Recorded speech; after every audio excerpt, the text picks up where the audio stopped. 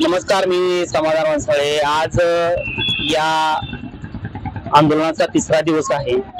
हा तिसरा दिवस चालू असताना आज या ठिकाणी पाठिंबासाठी महर्षी वाल्मिकी संघटनेचे संस्थापक या ठिकाणी आलेले आहेत. तर त्यांना आपण त्यांच्याशी बोलणार आहोत. नमस्कार. नमस्कार. मी माझ्या महर्षी वाल्मिकी संघाचा पाठिंबा यांनी जे काय मुद्दे मांडलेत ते आम्हाला पटलेले आहेत आणि इथे चाललेला जो भ्रष्टाचार आहे नगरपालिकेमध्ये आणि गाळेधारकांचं म्हणजे आता नवीन उद्योग ज्याला चालू करायचा आहे त्याला कुठे गाळ्याची शासकीय जागेत मिळत नाही. मग ह्यांची मागणी चांगली की बाबा 6000 गाळे आणि ह्या नवीन व्यावसायिकांना मिळावे आणि जुन्या गाळेधारकांना 50% कर माफ करावा. तसंच नगरपालिकेचा कारभार पारदर्शकपणे चालावा अशा चांगल्या मागण्या त्या. यासाठी आम्ही यांचं सगळं तुमच्या न्यूजला बघितलं आणि आमच्या महर्षी वाल्मिकी संघाचा पूर्ण राज्याचा आम्ही यांना पाठिंबा देतो. पंढरपूरमध्ये बऱ्याच ठिकाणी झोपडपट्टी आहेत व त्याचा विकास झालेला नाही वगैरे, त्याच्या संदर्भात तुमचं काय मत आहे? मुळात आता प्रशासक आहे आधीचे जे काय आता तिथं होते त्यांनी कुठलाच विकास केलेला दिसत नाही. आता पंढरपूर शहराची पूर्ण वाट लागलेली आहे. जागोजागी खड्डे आहेत, धुळीचं साम्राज्य आहे आणि अक्षरशः धुळीच्या आजारामुळे अनेक नागरिकांचं आरोग्य धोक्यात आलेलं आहे आणि पिण्याचं पाणी सुद्धा अशुद्ध येतंय. ते पाणी प्यायल्यानंतर अनेकांची तब्येत म्हणजे बिघडलेली आहे. तसंच सगळ्यात महत्वाचा दुसरा एक मुद्दा आहे की मुतार्या म्हणजे माता भगिनी असतील किंवा पुरुष येणारे वारकरी संख्या जास्त आहे. तिथं साधं इथलं जे कोण सरकार आहे म्हणजे इथलं शासन ही साधं महिलांसाठी मुतारी बांधू शकली मोठा अपयश आहे. म्हणजे ही आता ह्यांनी आता इथला जे युवक आहे ह्यांनी अतिशय चांगला मुद्दा मांडलाय की युवकांना काय तर गाडी मिळली पाहिजे, 50% सवलत मिळली पाहिजे आणि जुन्या गाड्यांचं बांधून नवीन आता शहराची व्याप्ती वाढणार आहे त्याप्रमाणे अजून गाड्यांचं बांधकाम करून अजून नवीन उद्योगांना चालना द्यावी चांगली यांची मागणी आहे. त्यामुळे अख्ख्या आता या शहराला जर बोलायला झालं तर पूर्णपणे जे पूर्वी होते तेच लोक नगरपालिका चालवतात असा आमचा आरोप आहे.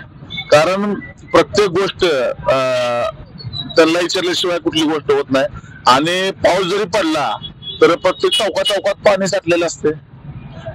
अनेक जे वाहनधारक आहेत त्यांना पाण्याचा खड्ड्याचा अंदाज येत नाही, ऍक्सिडेंट होतात. म्हणजे एक ग्रामपंचायत कशी असती तसं या नगरपालिकेचा कारभार आहे असा आमचा आरोप आहे. आता जरी ग्रामपंचायत किंवा नगरपालिकेला प्रत्येक वर्षी लाखो रुपये निधी येतोय, पंढरपूरच्या विकासासाठी वेगळा निधी येतोय आणि किंवा एकादश वारी आले त्याचा वेगळा निधी येतोय. फक्त मुख्यमंत्री महोदय हे पंढरपूरमध्ये येतात त्यांच्या स्वागतासाठी म्हणजे वारकऱ्याच्या स्वागतासाठी नसतं चाललेले. लाईटच्या माळा आणि काय काय मूर्त्या वगैरे केल्यात, विठोबाच्या भव्य दिव्य मूर्त्या उभा केल्यात. म्हणजे फक्त लाभ होणार आहे त्या गोष्टी नगर परिषद करते. पण ज्या येणाऱ्या वारकऱ्यासाठी महत्वाच्या गोष्टी आहेत ती कुठलीच गोष्ट करताना नगरपालिका दिसत नाही. त्यामुळं आमचं असं मत आहे की ही एवढा निधी येतो ही फक्त जे शो म्हणजे एक तात्पुरता इव्हेंट असतो ते इव्हेंट संपल्यानंतर पंढरपूर जे ते होतं. आता खड्डे यांनी लाखो करोड रुपये खर्चून खड्डे बुजवले पण आता ही पावसाळ्यात पाऊस पडला एक 4-5 दिवसाखाली सगळे त्यांचं निघून गेले ती. त्यामुळे ही पैसे असं जातात कुठं हे खरं संशोधनाचा विषय आहे आणि ह्याच्यावर म्हणजे कुणाला जर अंकुश पाहिजे आणि पालकमंत्री इथला नसल्यामुळे स्थानिक नसल्यामुळं पालकमंत्र्याला पंढरपूरचे काय प्रश्नच माहित नाहीत. पालकमंत्र्याला कुठले प्रश्नच माहित नाहीत आणि आपल्या इथले आता ही मंदिर समितीचा विषय असेल, मंदिर समितीमध्ये सगळे सदस्य बाहेरगावचे आहेत, पालकमंत्री बाहेरगावचा आहे. पंढरपूरकर म्हणून पंढरपूरकरांना कुठेच किंमत दिली जात नाही. त्यामुळं पंढरपूरकरांना विश्वासात घेतलं तर पंढरपूरचा विकास होईल. कारण सगळे येणारे बाहेरचे आहेत सगळे, त्यामुळं पंढरपूरकरांचं कोण ऐकलं जात नाही. त्यामुळे ही धरणे आंदोलन करण्याची वेळ आलेली आहे. तर यांचं असं मत आहे की इथं स्थानिक माणूस महत्वाचा. घरातला जर प्रॉब्लेम असेल तर घरातल्या व्यक्तींना कळतो, बाहेरच्या व्यक्तींना समजत नसतो.